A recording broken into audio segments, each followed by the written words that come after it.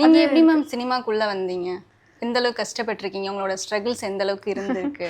நான் நிறைய சொல்லியிருக்கேன். பட் இப்போலாம் சொன்னா கிரிஞ்சு மாரி இருக்கும். நிறைய ஆக்ட்ரஸ் இதெல்லாம் நிறைய சொல்லியிருக்காங்க. அதையே நானும் சொன்னா எனக்கே ஒரு மாரி போர் அடிக்கிற மாரி இருக்கும். பட் இருந்தாலும் அ சொல்லலாமா வேணாமான்னு தெரியல. பட் இருந்தாலும் சொல்றேன். நான் வந்து 17 வருஷம் ஆச்சு சினிமாக்கு வந்து. இந்த 2027ஓட 26ஓட 17 வருஷம் ஆகுது. ஃபர்ஸ்ட்டு நான் வந்து நிறைய டாக் ஷோஸ் நிறைய பேசியிருக்கேன். நீயா நானா, புதிய யுகம், புதிய தலைமுறை, தந்தி டிவி இது மாதிரியான நிறைய நிகழ்ச்சிகள் நடக்கும். விவாத நிகழ்ச்சிகள் நடக்கும். அங்கே கீழே வந்து ஸ்க்ரோலிங் பண்ணுவாங்க. உங்களுக்கு பேசுறதுல விருப்பமா இருக்கா? கலந்துரையாடல் பண்ணுறதுக்கு விருப்பமா இருக்கான்னு கேட்பாங்க. அது மூலியமாக நம்பரை தொடர்பு கொண்டு நான் அவங்ககிட்ட வந்து நிறைய பேசியிருக்கேன். அந்த மாதிரி வந்து கிட்டத்தட்ட ஒரு 100 ப்ரோக்ராம்ஸ்க்கு மேலே நான் பேசியிருக்கேன். அது நான் தான் அப்படின்னு தெரியாது. நான் 100 ப்ரோக்ராமுக்கு மேலே நான் நிறைய பேசியிருக்கேன்.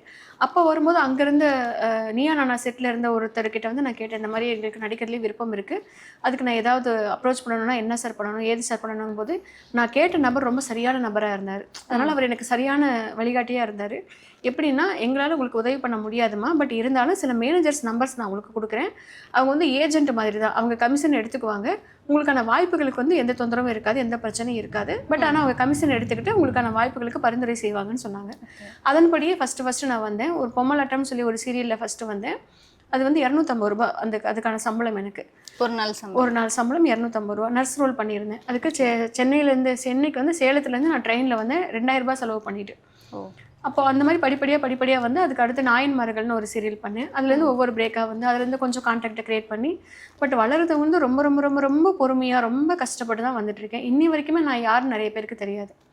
அந்த ஸ்ட்ரகிளிங் அந்த இருந்துக்கிட்டே தான் இருக்குது. அந்த போராட்டம் இருந்துக்கிட்டே தான் இருக்குது.